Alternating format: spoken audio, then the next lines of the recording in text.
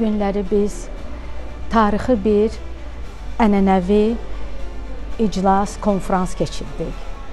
Bu konfrans unudulmaz Xocalıya həsr olunmuşdur.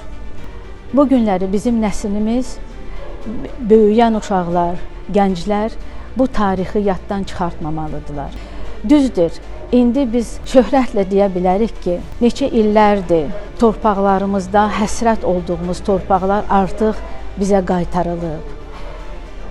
Azərbaycan prezidentinin başçılığı ilə, Azərbaycan ordusunun iştirakı ilə biz torpaqlarımızı qaytardıq. İndi artıq bizim gözümüzün bəbəyi olan Şuşada konfranslar keçirir. Xaricdən gələn qonaqlar doğrudan da tarixin keçirdiyi bu əziyyətli günləri yada salır, ancaq fəxrlə qeyd edilir ki, artıq bu torpaqlar Azərbaycanındır.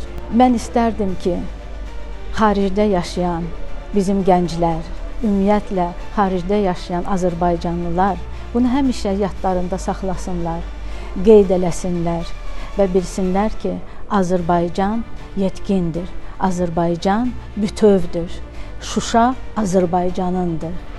Bu konfrans bizim ölkə olaraq, xalq olaraq və dövlətin barışa verdiyi önəmi göstərir və nəinki təkcə barış, bizim iqtisadiyyat baxımından necə koordinasiya eləməli olduğumuzu göstərir və bizim millətin necə təkcə özümüzü yox və sadəcə region üçün stabilliyi düşündüyümüzü göstərir. Xocalı tariximizin böyük bir, danılmaz bir hissəsidir və keçmişi unutmamaq haqqında böyük bir mesajlar verdi və keçmişdən öyrənilən dərslərlə gələcəyə dair necə sağlam addımlarla irəliləməyimizi göstərir. Ənənəvi olaraq bu və bundan da daha çox və daha sıx məlumatlandırıcı tədbirlər keçirməlidir. Çünki paneldə dediyimiz kimi biz öz cəmiyyətimizin, öz ölkəmizin necə barışsevər olduğunu bilirik. Öz ölkəmizin liderinin necə barışsevər olduğunu bilirik və bunu təkcə bizim bilməyimiz dünya arenasında kifayət deyil. Biz bunu fərqli ölkələrə də göstərməliyik. Məsələn, bugünkü cənab prezidentin Board of Peace-də iştirak eləməyi özü belə dünyaya mesaj verir ki, Azərbaycan xalqı cənab prezident Əliyevin, İlham Əliyevin liderliyi ilə nəinki regiona, dünyaya sülh və iqtisadiyyat baxımından töhfə verməyə hazır bir vəziyyətdədir.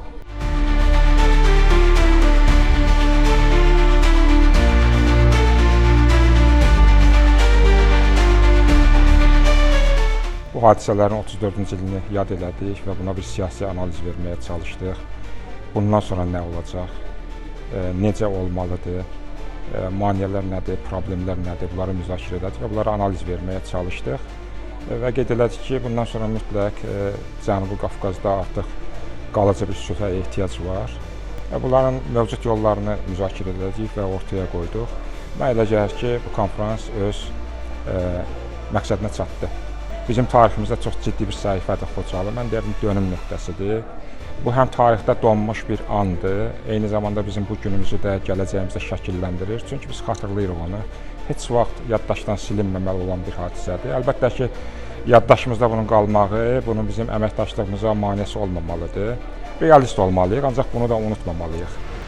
Bu konfransda mən iştirak etməyimə çox məmnun oldum ki, bu başqa məşhur professorlarla birlikdə biz Xocalı haqqında informasiyanı daha geniş hər yerlərə yollamalıyıq və Xocalıda nə olub, necə olub və bu deməli dərsləri biz həm özümüz, həm başqalarını öyrətməliyik ki, belə bir faciə bir də olmasın. Və təbii ki, bu sosial media dövründə informasiyanın təmiz və dürüst formasında gəlməsi və cavanlara çatması çox vacib bir məsələdir. Ona görə də buraya gəlmək mənim üçün çox böyük bir mənası və vacibliyi var idi. Yeah, so this conference about the Khojali commemoration is the global dialogue for the past, present and the future of the Khojali and to memorize the victims of the Khojali. So this event took place here in Houston It was organized by the Azerbaijani diaspora and by the Houston Baku Sister Association, ST Thomas University, and this Alliance of the Azerbaijan. So the theme of this event was really interesting because the panelists have highlighted the factors and those circumstances in which this Khojaly genocide took place, and especially the Armenian aggression towards Azerbaijan in 1992, in which 612 people of Khojaly they were killed, several missings, including minors, children, and the women. So we saw the horrific memories of the Khojaly genocide, and to memorize those victims every year, I think that this is the contribution of the Azerbaijan, that the recognition of the Khojaly should be made at international level, and its condemnation, and especially the perpetrators of this genocide should be come into the International Court of Justice and the international law, because the impunity and to forget such kind of the incident definitely give the perpetrators who do such kind of the crimes a confidence to revive such kind of the activities. So this panel was really beautifully designed, and the other panels also discussed about different aspects, especially right now Azerbaijan after the Second Karabakh War, when Azerbaijan retaken this liberated areas. There is a lot of development works going on.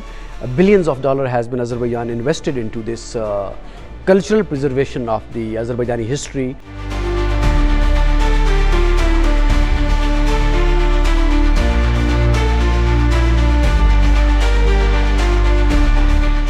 Bugün biz St. Thomas Üniversitetində Xocalıya aid olan dialoqda iştirak edirəm. Burada mənim çıxışım da oldu və orada da vurğuladığım kimi biz Xocalını heç vaxt unutmamalıyıq.